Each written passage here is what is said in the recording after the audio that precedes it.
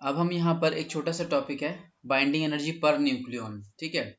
यानी binding energy per nucleon मतलब मान लो किसी भी न्यूक्लियस के अंदर हमारे पास दो प्रोटॉन्स हैं, दो न्यूट्रॉन्स है, या चार प्रोटॉन है, चार न्यूट्रॉन, कुछ भी हो सकते हैं हमारे पास। तो पर न्यूक्लियन कितना बाइंडिंग एनर्जी लग रहा है वो हम निकालने वाले हैं।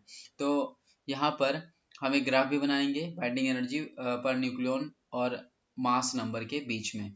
तो सबसे पहले समझ लेते हैं बाइंडिंग एनर्जी है क्या, ठीक है। देखो, बाइंडिंग एनर्जी सिंपली एक रेशियो होता है किसका, बाइंडिंग एनर्जी और जो यहाँ पर number of total number of nucleons होते हैं जिसको हम क्या बोलते हैं, मास नंबर से, है ना। तो बाइंडिंग एनर्जी और मास नंबर का जो रेशियो होता है वही यहाँ पर क्या कहलाता है, बाइंडिंग एनर्जी पर न्यूक्लियन, ठीक है। तो यहाँ पे सिंपल सा देख सकते हो, न्यूक्लियन जो हमने वर्ड यूज किया था वो किसके लिए यूज किया था, न्यूक्लियस के अंदर जो पार्टिकल्स है उनके लिए, और न्यूक्लियस के अंदर कौन से पार्टिकल्स थे, प्रोटॉन्स थे और न्यूट्रॉन्स थे। और टोटल प्रोटॉन और टोटल न्यूट्रॉन को अगर हम ऐड कर लेते हैं तो वो क्या देता है हमें देता है मास नंबर। तो इसीलिए binding energy per nucleon is the ratio of binding energy and the mass number. तो बाइंडिंग एनर्जी ऊपर रखेंगे और मास नंबर नीचे रखेंगे, ठीक है। तो ये हम पर न्यूक्लियन यानी कि किसी एक न्यूक्लियन पर कितनी बाइंडिंग एनर्जी लग रही है वो हम निकाल सकते हैं, ठीक है। अच्छा, अब इसी के लिए हमने ग्राफ बना रखा है, आगे हमने ये वाला न्यूमेरिकल कल ही कर लिया था, ठीक है। अच्छा, बाइंडिंग एनर्जी पर न्यूक्लियन और मास नंबर के बीच में एक ग्राफ है हमारे पास जो कि काफी इंपॉर्टेंट है, पेपर में भी पूछा जाता है ये, ठीक है। तो ये यहाँ पर ग्राफ देखो, ठीक है, ये किसके बीच में ग्राफ है, सो graph between binding energy per nucleon and the mass number, ठीक है। यानी यहाँ पर क्या है हमारे पास, जो ये एक एक्सिस है हमारे पास, ये क्या है, बाइंडिंग एनर्जी पर न्यूक्लियन, और जो दूसरा एक्सिस है हमारे पास वो मास नंबर के लिए है। तो देख सकते हो यहाँ पर ये वाला जो हमारे पास है एक्सिस, ये है बाइंडिंग एनर्जी पर न्यूक्लियन के लिए, और ये वाला जो हमारे पास एक्सिस है ये किसके लिए है, मास नंबर के लिए। मास नंबर को किस डिनोट करते हैं हम, ए से डिनोट करते हैं, ठीक है।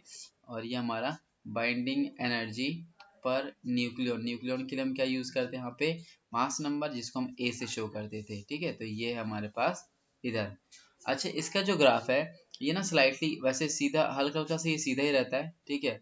तो ये इस तरह का है, और उसके बाद ये शार्प कॉर्नर्स यहाँ पे बनते हैं, और इस तरह से ये ऐसे जाता है, ठीक है। अब इस ग्राफ को पहले मैं समझाता हूँ। सबसे नीचे अगर ध्यान दोगे यहाँ पर, तो यहाँ पर हमारे पास क्या मिलते हैं, प्रोटियम, ड्यूटेरियम, ट्रीटियम, जो कि हाइड्रोजन के ही आइसोटोप्स हैं, 1s1, 1s2, 1s3, ठीक है। तो ये हमारे पास क्या है कि हाइड्रोजन के जो आइसोटोप्स हैं वो यहाँ नीचे दिखते हैं। फिर ऊपर अगर जाओगे तो यहाँ पर हमें दिखता है हीलियम, ठीक है। उसके बाद ये नीचे कॉर्नर में यहाँ पे दिख रहा है लिथियम, कार्बन है, नाइट्रोजन है, ऊपर यहाँ पे ऑक्सीजन है, यहाँ पर हमारे पास फ्लोरीन है, ठीक है। तो ये जो कॉर्नर्स पर है वो वाले जो एटम्स को हमने शो कर रखा है। तो यहाँ पर देखोगे सबसे नीचे, तो इनकी बाइंडिंग एनर्जी पर न्यूक्लियन क्या है, सबसे कम है, काफी कम है यहाँ पर, ठीक है। यानी काफी ज्यादा अनस्टेबल है यहाँ पर, ठीक है। मतलब इनकी बाइंडिंग एनर्जी पर न्यूक्लियन काफी ज्यादा कम होने का मतलब क्या है कि इनको आसानी से तोड़ा जा सकता है, ठीक है। अच्छा, अब जैसे ही ऊपर जाओगे तो ये शार्प कॉर्नर दिखे तुम्हें यहाँ पे, तो इनकी बाइंडिंग एनर्जी पर न्यूक्लियन बढ़ गई, यानी कि हीलियम को तोड़ पाना थोड़ा सा मुश्किल होता है।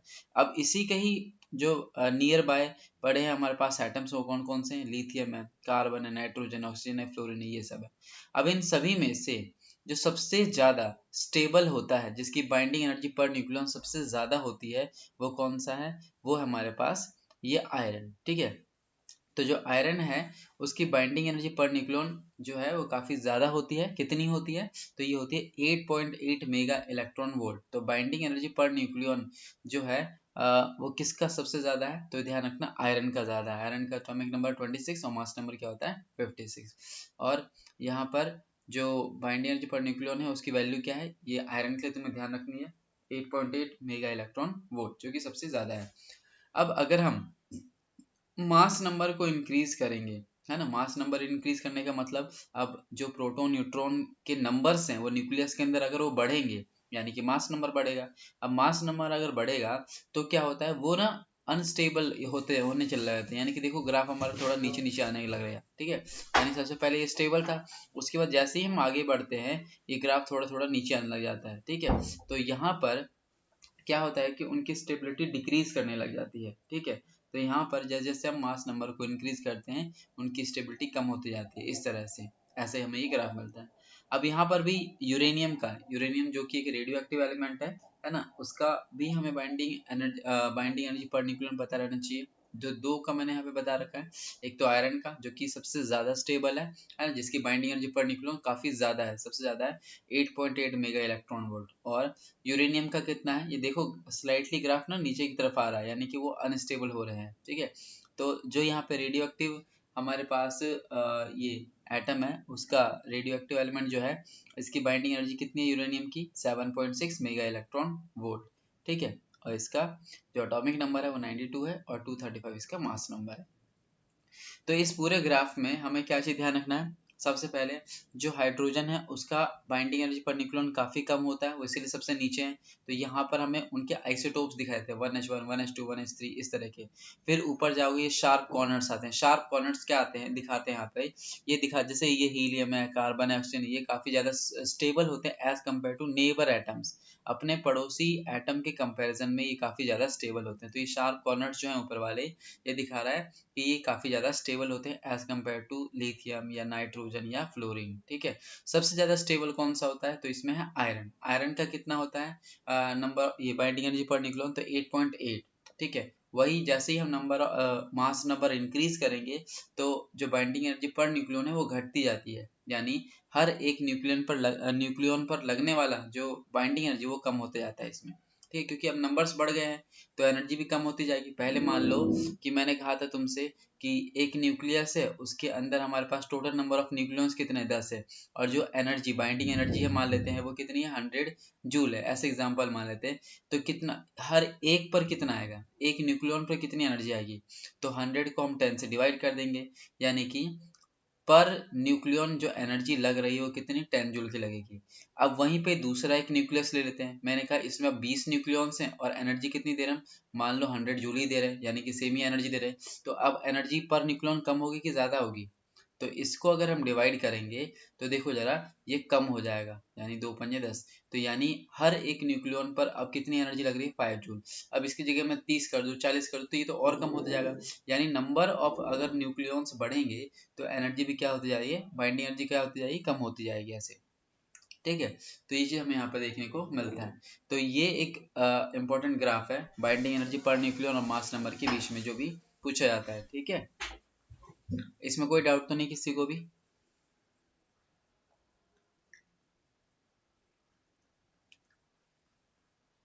देखो यही सारे पॉइंट्स मैंने यहाँ पर लिख रखे हैं जो हमें थ्योरी में भी लिखने पड़ते हैं। क्या, सबसे पहला पॉइंट, हाइड्रोजन की जो आइसोटोप्स है 1h1 1h2 1h3 has lowest binding energy per nucleon, ठीक है।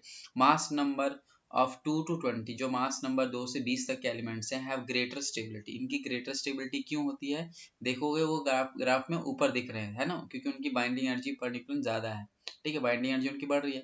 Because of greater binding energy per nucleon some of the elements like helium, carbon and oxygen have sharp points, ठीक है, उनके sharp points हैं, और क्योंकि उनकी बाइंडिंग एनर्जी जो है वो ज्यादा है, ठीक है, पर न्यूक्लियन ज्यादा है, which indicates that they have more stability than the neighboring elements, ठीक है, जो मैंने यहाँ पर बताया था।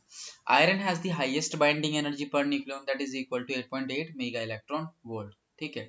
and on increasing mass number stability of elements decreases, ठीक है, जैसे जैसे हम मास नंबर को इंक्रीज करेंगे स्टेबिलिटी ऑफ एलिमेंट क्या होगा, वो घटेगा, ठीक है। और यूरेनियम का कितना होता है, यूरेनियम का 7.6 मेगा इलेक्ट्रॉन वोल्ट होता है। तो जो मैंने यहाँ पे समझाया था वही हमने यहाँ पे वर्डिंग्स में लिखा है, ओके।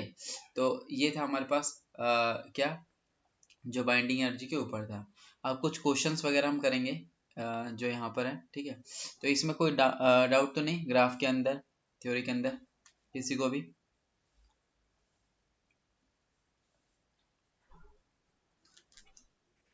नो ठीक है, सर। ठीक है, किसी को डाउट तो नहीं, ठीक है।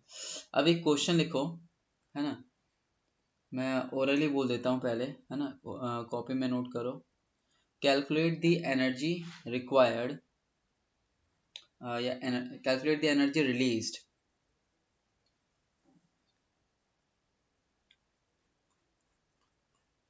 यहाँ पर खाली स्पेस कहाँ है, यहीं पे लिखते हैं। क्या बोला इसने, calculate the energy released in mega electron volt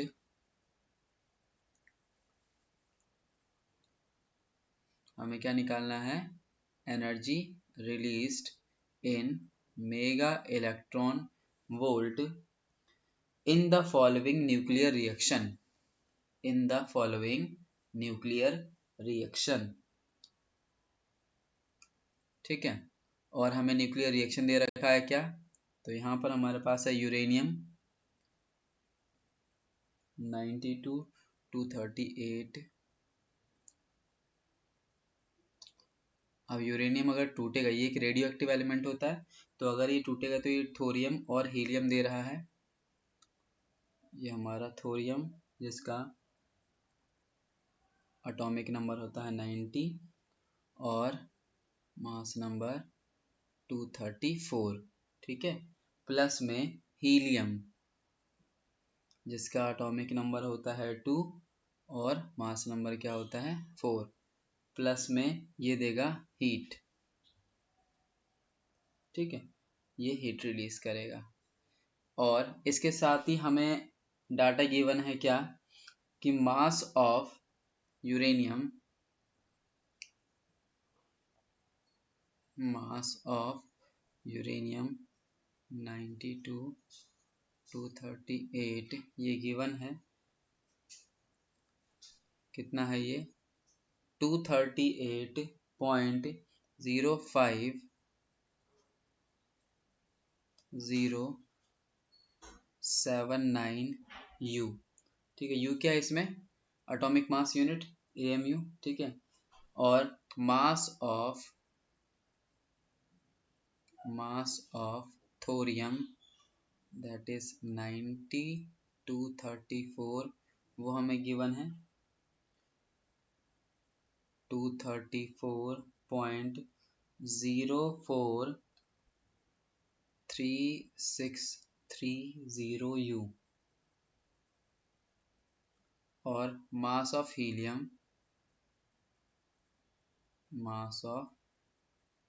helium, ये हमें गिवन है 4.002600 U, ठीक है।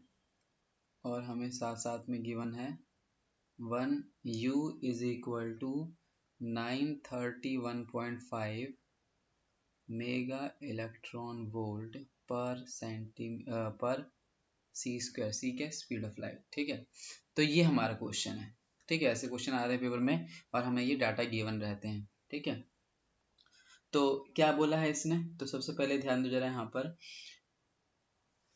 पर कह रहा है कि calculate the energy released in mega electron volt. हमें क्या बताना है कि एनर्जी कितनी रिलीज हुई है, ठीक है, ड्यूरिंग दिस रिएक्शन, यानी इस रिएक्शन के थ्रू।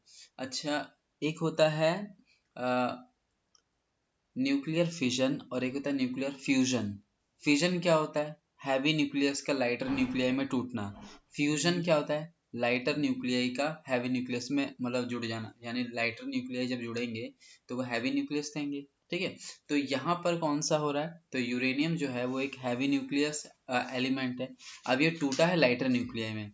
जब भी एक हैवी न्यूक्लियस टूटेगा लाइटर न्यूक्लियाई में, तो हमने देखा यहाँ पर क्या कि हीट रिलीज हो रही है ना। अब ये जो हीट रिलीज हो रही है ये कितनी हो रही है, ये हमें निकालना है। अब हीट मतलब हीट बेसिकली क्या है, एक टाइप की एनर्जी है। अब एनर्जी कैसे निकाल सकते हैं, है ना, जब हमें इनके मासेस दे रखे हैं तो हमने एनर्जी मास रिलेशन पढ़ रखे हैं, ठीक है। तो याद होगा, ये जो हमें हीट निकालना है यानी एनर्जी जो निकालनी है वो कैसे फाइंड करेंगे हम, तो बड़ा ही सिंपल है। हमने पढ़ा था एनर्जी का relation is equal to MC square, is equal to MC square. ये M क्या है, M है यहाँ पर चेंज इन मास, जिसको मास डिफेक्ट के नाम से जानते हैं। हमने पढ़ा था मास डिफेक्ट। अब मास डिफेक्ट कैसे निकालेंगे इस रिएक्शन में, तो जरा ध्यान देना। सबसे पहले अगर हम बात करें यहाँ पे क्या क्या गिवन है, हमें मास ऑफ यूरेनियम गिवन है, मास ऑफ थोरियम गिवन है, मास ऑफ हीलियम गिवन है, और बाकी जो है वो हीट है। अब ये हीट हमें कैसे मिलेगा, तो सिंपल है कि हम क्या करेंगे, इसके मास में से इन दोनों के मास को हटा देंगे, ठीक है, सब्ट्रैक्ट कर देंगे। तो जितना मास जो निकलेगा वही तो कन्वर्ट हुआ हुआ हीट में। जैसे मान लो इसका जो मास है वो 100 है, अब 100 में से यहाँ पर इसके पास मास है 60 का, इसके पास है 20 का, तो 60 + 20 कितना हो जाएगा 80। तो 20 जो है वो 20 मास जो है वो किस में कन्वर्ट हो गया, हीट में कन्वर्ट हो गया। तो इसका मतलब क्या है कि ये जो डेलम है, डेलम यानी कि मास डिफेक्ट कैसे निकालेंगे, तो हम यूरेनियम के मास में से इन दोनों के मास को घटा देंगे, जो मास आएगा है ना उस मास को हम डेलम लेंगे और फिर जाकर के हम आसानी से फाइंड कर सकते हैं एनर्जी। तो यही काम इसमें भी करना होता है, हमें यहाँ पर डाटा में गिवन है इन सभी के मास, ठीक है। तो यहाँ पर क्या करोगे, सीधे जो ये हमें हीट निकालना है, यहाँ पर जो हमारा E है उसी को हम क्या बोल रहे हैं यहाँ पर Q, क्योंकि जो ये हीट एनर्जी है ना, तो हीट एनर्जी एक टाइप की एनर्जी है, जिससे एनर्जी का फॉर्मूला हमें पता है E=mc², तो यहाँ पे Q=del बोल सकते हो। अब ये del m कैसे मिलेगा, del m हमें मिलेगा यहाँ पर मास ऑफ द यूरेनियम, ये मास ऑफ द यूरेनियम में से हमें माइनस करना पड़ेगा किसके मास को, मास ऑफ थोरियम प्लस में मास ऑफ हीलियम, ठीक है। तो बड़ा ही सिंपल है, हमने मास ऑफ यूरेनियम ये दे ही रखा है यहाँ पर, कितना है ये हमारे पास है 238.05079 U, ठीक है। U क्या है यहाँ पे, एटॉमिक मास यूनिट। थोरियम का मास हमें गिवन ही है, तो ये हमारे पास क्या है 234.04363 ठीक है, प्लस में हीलियम का मास कितना हमारे पास, तो ये है 4.00260 U, ठीक है। तो ये वाला जो मास आएगा इसको हम यहाँ पे पुट कर देंगे, ठीक है। तो इसको कैलकुलेट करो जरा, क्या आ रहा है हमारे पास, इसको कैलकुलेट करते हैं और क्या आ रहा है इसको फाइंड करते हैं। 238.05079 माइनस में 234.04630 इसमें 4.00260, तो ये हमारे पास जो आ रहा है मास ये है 0.00456, आया क्या वाक्यों का, ये हमारे पास आ रहा है डेलम, है ना। अब डेलम हमने फाइंड कर लिया, ठीक है, डेलम फाइंड कर लिया तो इसकी जगह पुट कर दो, तो क्या आ जाएगा Q = डेलम, डेलम की वैल्यू कितनी है, डेलम की वैल्यू है 0.00456 इनटू में, अब C क्या स्पीड ऑफ लाइट है, लेकिन हमें एनर्जी निकालनी है मेगा इलेक्ट्रॉन वोल्ट में। अब मेगा इलेक्ट्रॉन वोल्ट में हम जब निकालते हैं तो हमने एक शॉर्टकट पढ़ा था क्या, कि जो भी ये मास रहता है उसको बस हम क्या करते हैं 931.5 से मल्टीप्लाई कर लेते हैं, वो ऑटोमेटिकली किस में कन्वर्ट हो जाता है, मेगा इलेक्ट्रॉन वोल्ट। तो तुम्हें कोई भी C की वैल्यू पुट करने की कोई जरूरत नहीं है ना, फिर बाद में तुम्हें वही इलेक्ट्रॉन वोल्ट में कन्वर्ट करना पड़ेगा, फिर मेगा इलेक्ट्रॉन वोल्ट में, इससे अच्छा है सीधे ये वैल्यू याद रख सकते हो। हालांकि इसने गिवन दे रखा है कि 1U = 931.5 मेगा इलेक्ट्रॉन वोल्ट है, ठीक है। तो बस यहाँ पर हम वैल्यू पुट करेंगे और मल्टीप्लाई करेंगे और आंसर आ जाएगा।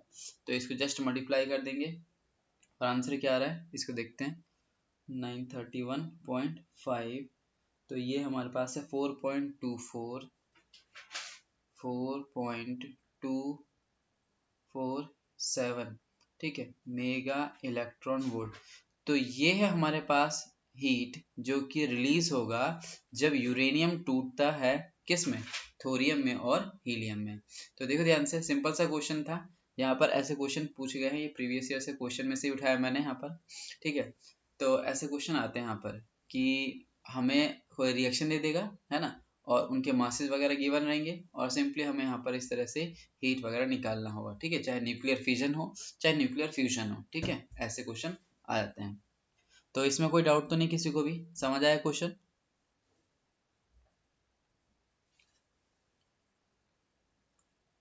समझ आया क्वेश्चन ये, प्रीति मानसी आर्यन, यस सर। आ गया, ठीक है। तो एक छोटा सा क्वेश्चन और ले लेते हैं, इसको नोट कर लो अगर ये करना है, या स्क्रीनशॉट ले लेना, ले लिया स्क्रीनशॉट।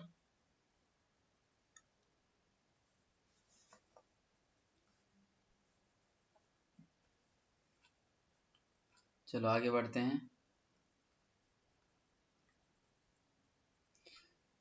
एक क्वेश्चन और है हमारे पास, ठीक है।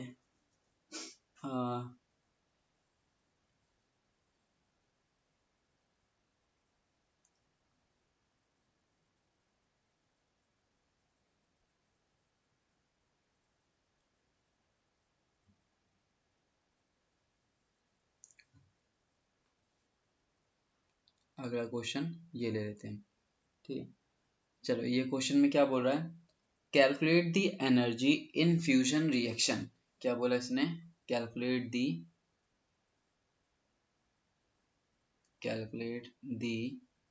एनर्जी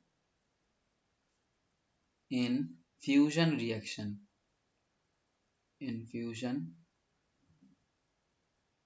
रिएक्शन, ठीक है। फ्यूजन मतलब जुड़ना, जिसमें दो लाइटर न्यूक्लियस जुड़ के एक हैवी न्यूक्लियस बनाते हैं, ठीक है। तो फ्यूजन रिएक्शन, और क्या है वो फ्यूजन रिएक्शन, तो 1H2 प्लस 1H2, ये दोनों लाइटर न्यूक्लियाई हैं, क्या फॉर्म करेंगे ये, हीलियम, ठीक है, 2 3 प्लस में एक न्यूट्रॉन, स्मॉल n क्या शो कर रहा है, न्यूट्रॉन, वेयर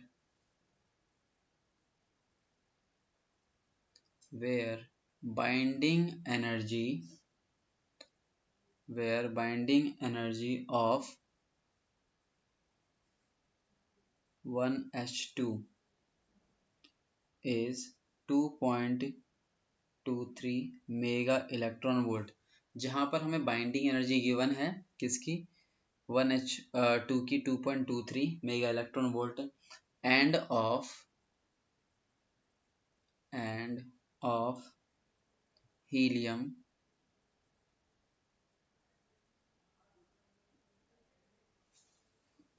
की कितनी गिवन है हमें, 7.73 मेगा इलेक्ट्रॉन वोल्ट, ठीक है। ये फाइंड करना है। तो आसान से क्वेश्चन है ये, कैसे करेंगे तो समझना जरा, आसान है। Calculate the energy in fusion reaction, ठीक है। फ्यूजन रिएक्शन में क्या होता है, दो लाइटर न्यूक्लियस जुड़ करके एक हैवी न्यूक्लियस बनाते हैं, ठीक है। तो यहाँ पर हम कैसे फाइंड करेंगे कि जो एनर्जी कितने रिलीज हुई है इस फ्यूजन रिएक्शन के दौरान, ठीक है। तो हीलियम में जो हमारे पास एनर्जी दे रखा है, हीलियम की जो एनर्जी है वो कितने, 7.73 है, और यानी कि जो हीलियम की बाइंडिंग एनर्जी वो इतनी है, और बाइंडिंग एनर्जी जो हाइड्रोजन की है 1H2 की वो 2.23 है, लेकिन कितने हाइड्रोजन है यहाँ पे हमारे पास, दो है ना। तो कैसे निकालेंगे, तो बहुत ही सिंपल है, हमें क्या निकालना है, हमें निकालना है एनर्जी रिलीज्ड। अब ये एनर्जी रिलीज कैसे निकालेंगे, तो फाइनल एनर्जी माइनस में इनिशियल एनर्जी, ठीक है।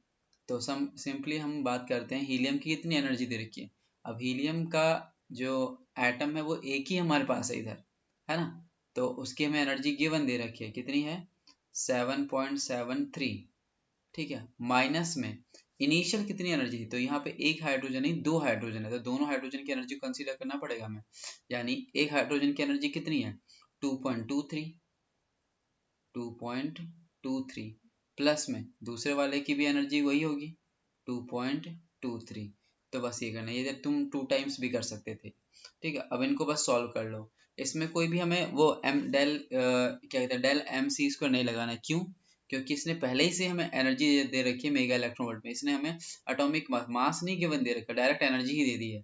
तो क्या करेंगे, जो इसकी फाइनल एनर्जी आई थी, जो इनकी इनिशियल एनर्जी थी, उनमें से सब्ट्रैक्ट कर लेंगे, तो हमें मिल जाएगी जितनी एनर्जी रिलीज हुई होगी। तो सिंपल है, फाइनल एनर्जी में से इनिशियल एनर्जी को घटा दिया हमने, और कुछ नहीं करना। तो इतना आसान से क्वेश्चन आया था ये। तो 7.73 माइनस में कितना हो जा रहा है, ऐड करने पर 6 4 और यहाँ पर 4, तो कितना आ जाएगा ये हमारे पास 7 और 3.27 क्या, मेगा इलेक्ट्रॉन वोल्ट। तो ये हमारा आंसर आ गया, ठीक है। तो देखो जरा ध्यान से, हमने फाइंड कर लिया कि एनर्जी इन फ्यूजन रिएक्शन जो है वो कितना रिलीज हुआ होगा वो इतना आया हो, 3.27 मेगा इलेक्ट्रॉन वोल्ट। ठीक है, अच्छा तो ये हमारे पास न्यूमेरिकल्स हैं जो यहाँ आते हैं। अच्छा इसके बाद हम आगे बढ़ रहे हैं, रेडियो एक्टिविटी। ठीक है, रेडियो एक्टिविटी इसको स्टार्ट करते हैं।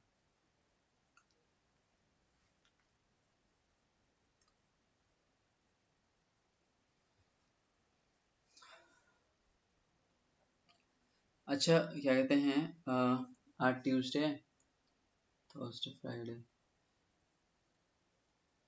इस सैटरडे को ऑप्टिक्स का टेस्ट दे दो। रे ऑप्टिक्स और वे ऑप्टिक्स हो जाएगा क्या?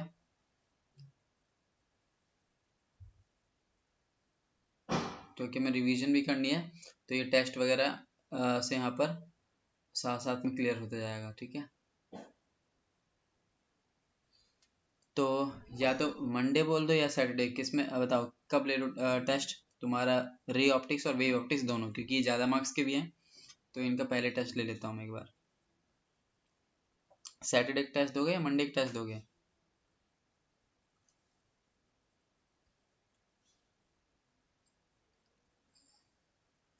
बताओ, Preeti, Mansi, Aryan. Sir Monday. Monday, अच्छा अभी तो छुट्टियां पड़ गई होंगी, सैटरडे हाँ को ही सर, टेस्ट पर दे फिर दो। भी हाँ सर ले लो सैटरडे को, कोई दिक्कत नहीं है वैसे। हाँ, सैटरडे को दे दो रिवीजन, क्योंकि बाकी चैप्टर्स का भी लूंगा ना, तो पहले ऑप्टिक्स का ही वो कर देता हूँ।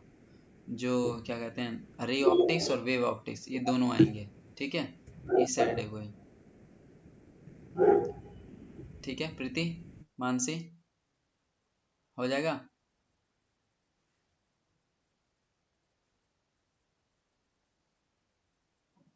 आवाज नहीं आ रही है? ठीक है भैया। ठीक है, ओके, तो इस सैटरडे को ही ऑप्टिक्स का टेस्ट है। ओके, अच्छा तो अब हम स्टार्ट करते हैं रेडियो एक्टिविटी, है ना। अब ये रेडियो एक्टिविटी है क्या? ठीक है, यहाँ पर देखो ध्यान से, थोड़ा सा बेसिक चीजें बता देता हूँ इसके बारे में। सबसे पहले अगर हम बात करते हैं रेडियो एक्टिविटी है क्या, तो जो हमारे पास हैवी न्यूक्लियस होते हैं, जैसे हैवी न्यूक्लियस मतलब यूरेनियम, थोरियम, है ना, ये सब जो होते हैं, ये कुछ टाइम पर क्या करते हैं कि इनके न्यूक्लियस टूटते हैं, ब्रेक होते हैं, और इनके अंदर से, है ना, जो अल्फा बीटा गामा रेज हैं वो निकलती हैं। ठीक है, सो रेडियो एक्टिविटी है क्या? रेडियो एक्टिविटी एक ऐसा फिनोमिना है जिसके अंदर हैवी न्यूक्लियस जो होता है वो टूटता है। टूटने के लिए हम एक वर्ड यूज करते हैं, डिसइंटीग्रेशन। ठीक है, सो जो हैवी न्यूक्लियस होता है उसका डिसइंटीग्रेशन होता है। ठीक है, और ये जो डिसइंटीग्रेशन होता है ये किसी बाहरी फैक्टर पे डिपेंड नहीं करता। बाहरी factor in the sense pressure, temperature, इन पर डिपेंड नहीं करता है कि हाँ भाई प्रेशर इतना रहेगा या टेम्परेचर इतना रहेगा तभी जा करके डिसइंटीग्रेट हो। ये कभी भी डिसइंटीग्रेट होना स्टार्ट हो सकते हैं, कभी भी ये टूटना स्टार्ट हो सकते हैं। ठीक है, तो ध्यान दो जरा, रेडियो एक्टिविटी है क्या? Radio activity is the phenomena of disintegration. Disintegration का मतलब टूटना, एक होता है इंटीग्रेशन, इंटीग्रेशन का मतलब होता है जुड़ना, लेकिन उसका अपोजिट डिसइंटीग्रेशन क्या होता है? टूटना। So it is the phenomena of disintegration of heavy nuclei. ठीक है, हैवी न्यूक्लियाई का टूटना विदाउट एनी एक्सटर्नल एजेंट।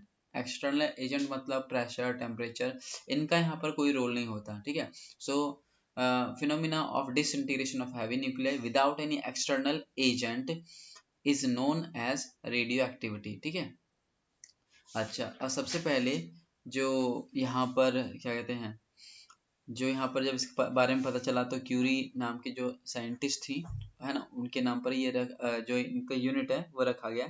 ठीक है, तो ध्यान रखना जो ऐसा यूनिट है इसकी वो है क्या? ऐसा यूनिट ऑफ रेडियो एक्टिविटी ये है क्यूरी। ठीक है, क्यूरी के लिए हम यहाँ पे यूज करते हैं CU। ठीक है, अच्छा जो अदर यूनिट्स हैं वो भी हमें पता रहने चाहिए। तो यहाँ पर 1 क्यूरी जो होता है वो किसके इक्वल होता है? 3.7 इंटू 10⁻10 बैक्वरल। इस BQ को क्या बोलते हैं यहाँ पर? बैक्वरल। ठीक है, ये बैक्वायरल यहाँ पे लिख रखा मैंने। तो 1 curie is equal to 3.7 into 10 की पावर 10 बैक्वायरल। अच्छा 1 क्यूरी को अगर हम डिकेज पर सेकेंड, ये डिके पर सेकेंड क्या होता है तो ये भी मैं बताऊंगा आगे जाकर के कि रेडियो एक्टिविटी को हम कैसे जो है मतलब कैलकुलेट करते हैं, उसके लिए फॉर्मूला क्या है। तो उस फॉर्मूले से ही यहाँ पर जो है इसकी यूनिट आई है डिके पर सेकेंड, यानी कि पर यूनिट टाइम कितना डिके हो रहा है, डिके मतलब कितना वो टूट रहा है, उस रेट से भी हम इसे बता सकते हैं। तो डिके पर सेकेंड जो होता है वो भी रेडियो एक्टिविटी की यूनिट होती है। तो 1 क्यूरी किसके इक्वल होता है 3.7 इंटू 10 की पावर 10। तो ध्यान दो जरा, बस बैक्वायरल की जगह तुम चाहो तो डिके पर सेकेंड लगा सकते हो। तो 1 बैक्वायरल को हम क्या बोल सकते हैं, 1 बैक्वायरल इज इक्वल टू 1 डिके पर सेकेंड। ठीक है, अब रदरफोर्ड ने भी इस पे काम करा, तो रदरफोर्ड के नाम पर भी इसकी यूनिट है। तो 1 curie is equal to how much Rutherford, तो 1 क्यूरी इज इक्वल टू होता है 10⁻10 रदरफोर्ड। ठीक है, तो यहाँ पर हमारे पास क्या है 1 क्यूरी इज इक्वल टू 10 की पावर 6 रदरफोर्ड, ये तुम्हें यहाँ पर ध्यान रखना है। ठीक है, 1 curie is equal to 3.7 into 10 की पावर 10 बैक्वायरल, या 1 curie is equal to 3.7 into 10 की पावर 10 डिकेज पर सेकंड बोल सकते हैं, या रदरफोर्ड में कन्वर्ट करेंगे तो 1 क्यूरी इज इक्वल टू 10 की पावर 6 रदरफोर्ड। अच्छा, अब जो रेडियो एक्टिविटी थी वो सबसे पहले किसने ऑब्जर्व करा था, तो जो हेनरी बैक्वायरल थे उन्होंने ऑब्जर्व करा था। ठीक है, और उन्होंने जब इसकी स्टडी करी, देखा, तो पाया कि जो ये फिनोमेना है रेडियो एक्टिविटी का वो टेम्परेचर पर, प्रेशर पर या केमिकल कंपोजिशन पर डिपेंड नहीं करता है। ठीक है, तो यहाँ पर ये जो हमें इंपॉर्टेंट पॉइंट्स मिले यहाँ पर वो क्या क्या थे, तो देखो जरा ध्यान से। Radioactivity was first observed by the Henri Becquerel. ठीक है, and as the radioactivity has no effect of temperature, pressure, chemical composition etc, so the electrons do not participate in radioactivity, है ना। बेसिकली जो temperature, pressure ये सब होते हैं, है ना, ये सब किसकी वजह से होते हैं, ये होते हैं इलेक्ट्रॉन्स की वजह से। मेनली जो कॉज होते हैं, कारण होते हैं टेम्परेचर का या प्रेशर का, केमिकल कंपोजिशन का चेंज होने में, वेरिएशन में, उसमें इलेक्ट्रॉन्स का काफ़ी रोल होता है। तो जब रेडियो एक्टिविटी पे इनका कोई फर्क पड़ेगा ही नहीं, तो इसका मतलब हम डायरेक्टली ये बोल सकते हैं कि रेडियो एक्टिविटी पर कोई भी इलेक्ट्रॉन का भी इफेक्ट यहाँ पे पड़ेगा नहीं। तो electron do not participate in radio activity, ये इलेक्ट्रॉन जो होते हैं वो रेडियो एक्टिविटी में पार्टिसिपेट नहीं करते, जो ये फिनोमेना है उसमें पार्टिसिपेट नहीं करते। ठीक है, अब जो हमारे पास खासकर जो हैवी न्यूक्लियाई है वो रेडियो एक्टिविटी को शो करते हैं, जैसे मैंने कहा यूरेनियम, थोरियम, वो सारे, या फिर यहाँ पर हमारे पास खासकर जो एटॉमिक नंबर 82 या उससे ऊपर वाले हैं, यानी जिनका एटॉमिक नंबर 82 या 82 से ऊपर वाले जो हैं वो ज़्यादातर क्या करते हैं, रेडियो एक्टिविटी को शो करते हैं। तो जो हमारे पास F ब्लॉक के एलिमेंट्स होते हैं, ठीक है, वो जो तुमने पढ़ा था, तो वो खासकर रेडियो एक्टिविटी को शो करते हैं। ओके, जो 82 या 82 के ऊपर वाले जो हमारे पास एटॉमिक नंबर वाले होते हैं। अच्छा, अब रेडियो एक्टिविटी वाले फिनोमेना में जब हैवी न्यूक्लियस टूटते हैं, है ना, टूटने के दौरान वो क्या करते हैं, अपने अंदर से जो रेस को एमिट करते हैं, जो रेस को बाहर निकालते हैं, वो कौन कौन से थे, अल्फा बीटा गामा। ठीक है, अल्फा बीटा गामा जो रेस होती हैं, है ना, उनके बारे में थोड़ा सा यहाँ पर देख लो। ठीक है, यहाँ पर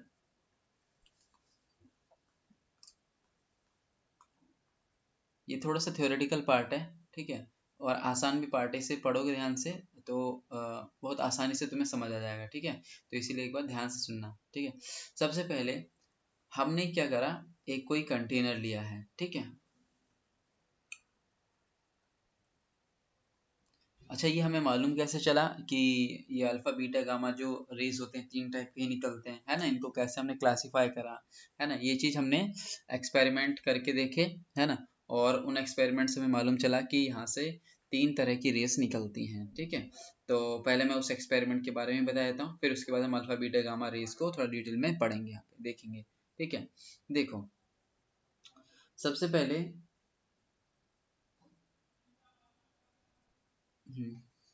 सबसे पहले यहाँ पर ध्यान देना, हमारे पास कोई भी क्या है, एक रेडियो एक्टिव सब्सटेंस लिया। ठीक है, रेडियो एक्टिव सब्सटेंस मतलब रेडियो एक्टिव कोई भी एलिमेंट हो सकता है, जैसे यूरेनियम, थोरियम, है ना, तो ये इनमें से हमने कोई से ले लिया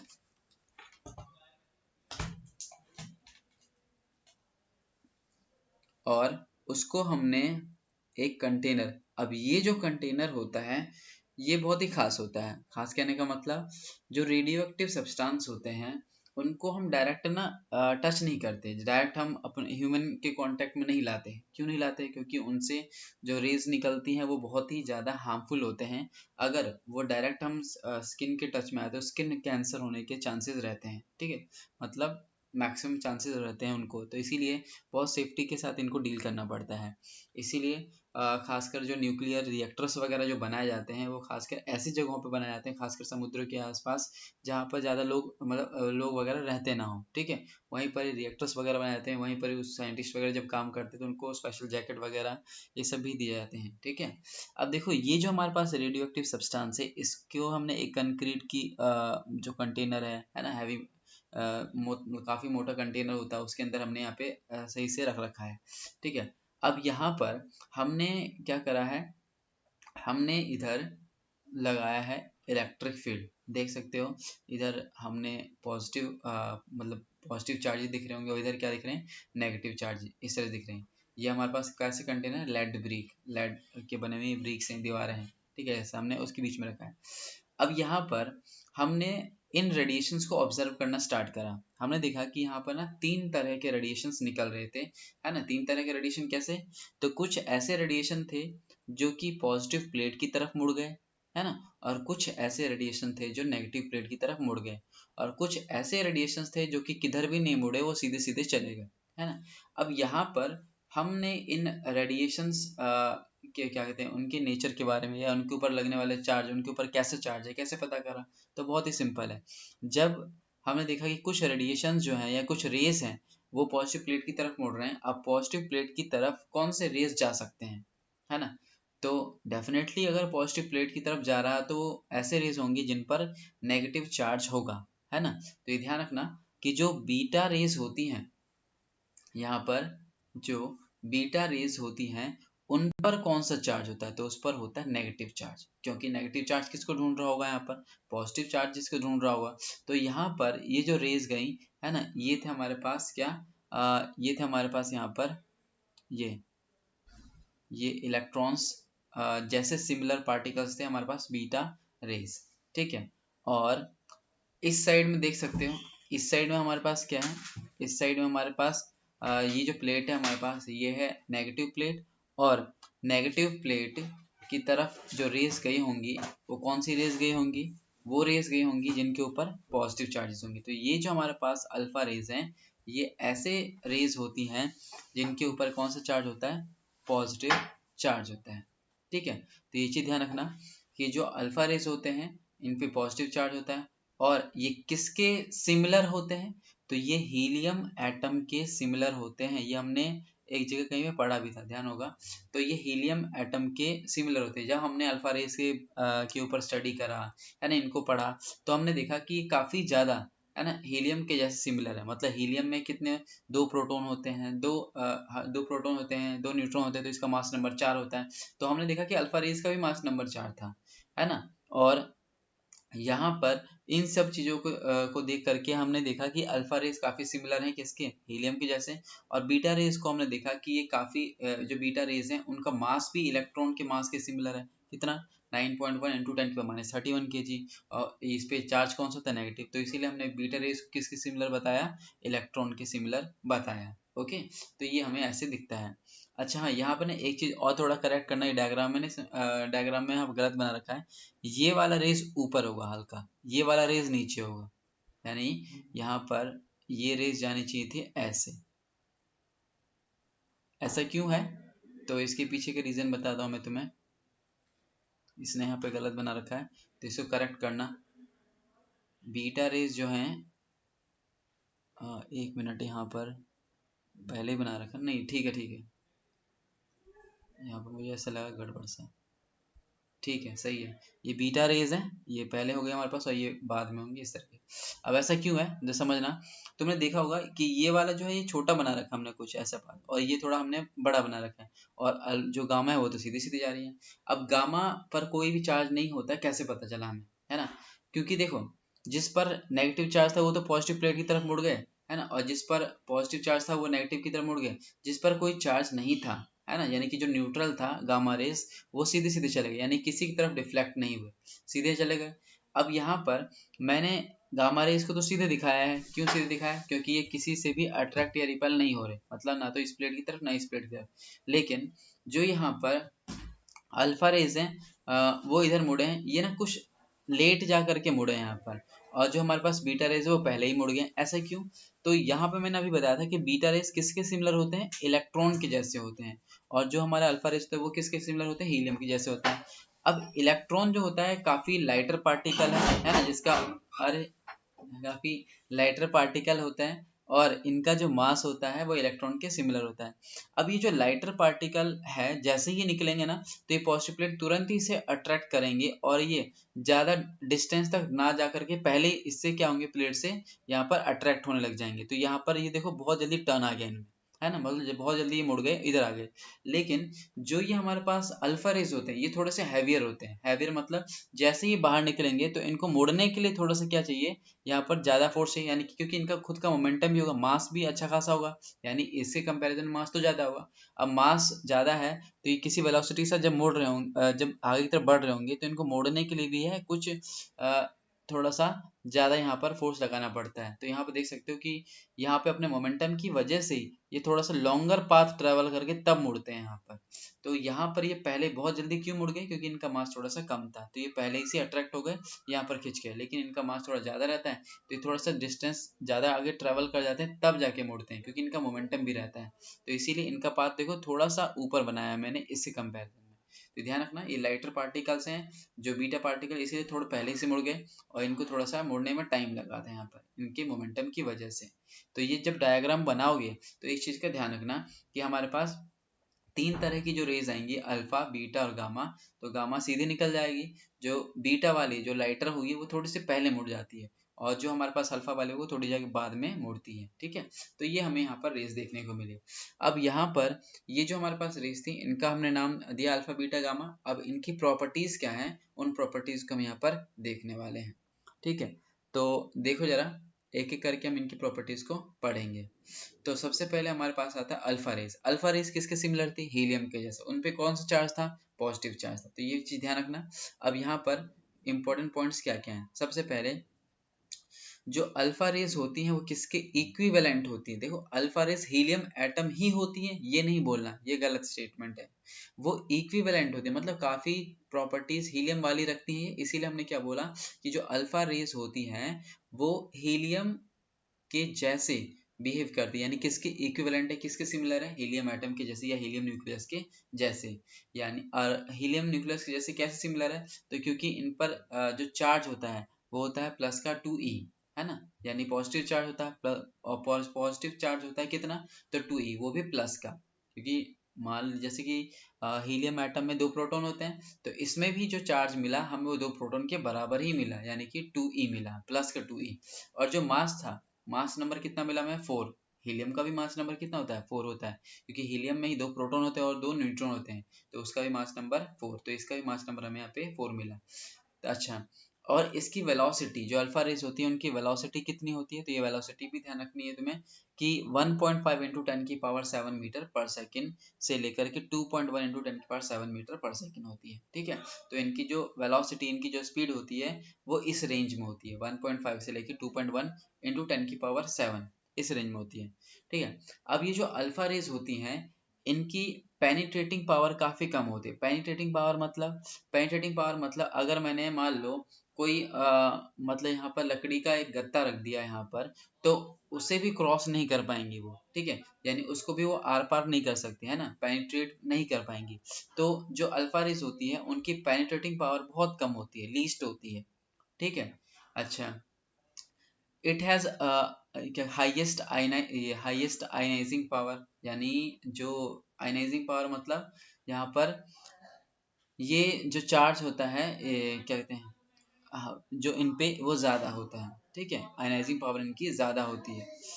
अच्छा, यहाँ पर एक चीज और हमने देखा था, जैसे कि अभी मैंने उसमें डायग्राम में बताया था कि जो हमारा इलेक्ट्रिक फील्ड था या मैग्नेटिक फील्ड अगर होगा तो उसमें ये डिफ्लेक्ट होंगी। डिफ्लेक्ट मतलब ये मुड़ जाएंगी, उनसे अट्रैक्ट होंगी या रिपेल होंगी, ये चीज़ हमें देखने को मिले। तभी तो बीटा और अल्फा रेज जो थी वो मुड़ गई थी, टर्न हो गई थी। तो यहाँ पे एक पॉइंट और ध्यान रखना कि alpha rays deflected by electric field and magnetic field. Electric field और मैग्नेटिक फील्ड से डिफ्लेक्ट होती हैं, यानी अपने पाथ को चेंज कर सकती हैं। ठीक है। अब यही बीटा रेज में हमें क्या देखने को मिलता है कि बीटा रेज किसके इक्विवेलेंट होती है, किसके सिमिलर होती है। तो बीटा इलेक्ट्रॉन जो होती हैं वो इलेक्ट्रॉन्स के सिमिलर होती हैं। क्यों? क्योंकि इनके ऊपर चार्ज कितना देखा गया, जो कि चार्ज इलेक्ट्रॉन पे था उतना ही चार्ज इसके ऊपर देखा गया, माइनस का 1.6 इंटू 10 की पावर माइनस का 19 कूलम। और मास कितना है, मास भी 9.1 इंटू 10 की पावर माइनस का 31 केजी है ना, जो कि मास ऑफ इलेक्ट्रॉन होता है। ठीक है। अच्छा, इसकी जो स्पीड होती है वो स्पीड लगभग मतलब कह सकते हो कि 33% से लेकर 99% of speed of light. Speed of light कितनी होती है, 3 इंटू 10 की पावर 8 मीटर पर सेकेंड। तो उसका 30% से लेके 99% तक जो होता है उसके आसपास रहता है, तो काफ़ी ज़्यादा स्पीड होती है। ठीक है। तो इनकी स्पीड जो होती है वो 33% से लेके 99% ऑफ स्पीड ऑफ लाइट के इक्वल होती है। ठीक है। अच्छा, इसकी जो पेनिट्रेटिंग पावर होती है वो अल्फा रेस से ज़्यादा होती है। मतलब अब यहाँ पर एक पतला सा अगर हम लकड़ी का कोई वो रख देंगे, पीस रख देंगे, तो उसको भी ये आर पार कर सकती है। इसको अगर हमें मान लो जो ये बीटा रेज है, बीटा रेज को अगर रोकना है तो उसके लिए काफ़ी मोटी सी दीवार हमें बनानी पड़ती है, तब जा करके रुकती हैं। अब अल्फा क्या था, अल्फा में हमने क्या करा, एक पतली सी दीवार बनाई, उससे भी रुक जाएगी। लेकिन बीटा रेज पतली सी दीवार से नहीं रुकते, यानी इसकी पेनिट्रेटिंग यानी आर पार करने की जो एबिलिटी है ना, पेनिट्रेटिंग पावर जो होती है वो अल्फा से ज़्यादा होती है। ठीक, अल्फा से ज़्यादा होती है लेकिन गामा से कम होती है। ठीक है। तो ये चीज़ ध्यान रखना कि its penetrating power is more than alpha particle या alpha rays but less than gamma rays. ठीक है। अब इसकी आयनाइजिंग पावर क्या होती है, इसकी आयनाइजिंग पावर जो होती है वो अल्फा रेज से कम होती है। ठीक है। तो ये ध्यान रखना कि जो इसकी आयनाइजिंग पावर सबसे ज़्यादा किसकी आयनाइजिंग पावर है, अल्फा की ही। ठीक है। और सबसे कम पेनिट्रेटिंग पावर किसकी है, अल्फा की ही। यहाँ पर क्या हुआ कि इसकी आयनाइजिंग पावर अल्फा से कम होती है लेकिन इसकी पेनिट्रेटिंग पावर क्या होती है, अल्फा से ज़्यादा होती है। ठीक है। अच्छा, ये भी क्या होता है, इलेक्ट्रिक फील्ड और मैग्नेटिक फील्ड से डिफ्लेक्ट होता है। यानी इलेक्ट्रिक फील्ड और मैग्नेटिक फील्ड अगर हम इसके रास्ते में रखेंगे तो ये डिफ्लेक्ट होगा, ये मुड़ेगा। ओके। तो ये हमारे पास था बीटा रेस के बारे में। अब हमारे पास आता है अगला गामा रेस। गामा रेस जो है उसके बारे में देखो। तो सबसे पहले गामा रेस की बात करें, गामा रेस बोलो या गामा वेव्स बोलो, हमने इलेक्ट्रोमैग्नेटिक वेव्स पढ़े थे, उसमें हमने गामा को पढ़ा था। मैंने तुम्हें बताया था कि वहाँ पर अल्फा रेस और बीटा रेस को नहीं पढ़ते। क्यों नहीं पढ़ते, क्योंकि यहाँ पे ये पार्टिकल्स हैं, है ना। अब ये गामा रेस क्या होते हैं, ये वेव्स हैं या रेस हैं, ये हम बोल रहे हैं। तो ये जो गामा रेस होती हैं ये इलेक्ट्रोमैग्नेटिक वेव का एक पार्ट होती है। ठीक है। ये इस पे कोई भी चार्ज नहीं होता, तभी ये सीधे सीधे चले गए थे। इनकी स्पीड कितनी होती है, स्पीड ऑफ लाइट के इक्वल होती है। ठीक है। वैक्यूम में 3 इंटू 10⁸ मीटर पर सेकेंड इन वैक्यूम। ठीक है। इसकी पेनिट्रेटिंग पावर क्या होती है, हाईएस्ट होती है, जो कि मैंने वहां बताया था कि गामा रेस की पेनिट्रेटिंग पावर क्या होती है, हाईएस्ट होती है। और इसकी आयनाइजिंग पावर क्या होती है, लोएस्ट होती है, सबसे कम आयनाइजिंग पावर होती है इसकी। ठीक है। और ये इलेक्ट्रिक फील्ड और मैग्नेटिक फील्ड से डिफ्लेक्ट नहीं होती। तो ये चीज ध्यान रखना, तभी तो ये सीधे सीधे निकल गई थी। तो गामा रेज जो होती हैं वो इलेक्ट्रिक फील्ड या मैग्नेटिक फील्ड से डिफ्लेक्ट नहीं होती। ओके। अच्छा, अब इसके आगे हम जो अल्फा डीके बीटा डीके ये पढ़ेंगे, ये नेक्स्ट क्लास में करेंगे। ठीक है। नेक्स्ट क्लास में ये ऑलमोस्ट खत्म हो जाएगा हमारा। ठीक है। और फिर न्यूमेरिकल्स वगैरह करवा दूंगा मैं, छोटा ही चैप्टर था ये। उसके बाद थोड़ा सेमीकंडक्टर क्वेश्चंस वगैरह भी करने हैं हमें, और सेमीकंडक्टर वगैरह कराऊंगा मैं। ठीक है। तो यहाँ तक कोई डाउट तो नहीं, alpha raise beta raise gamma rays में किसी को भी?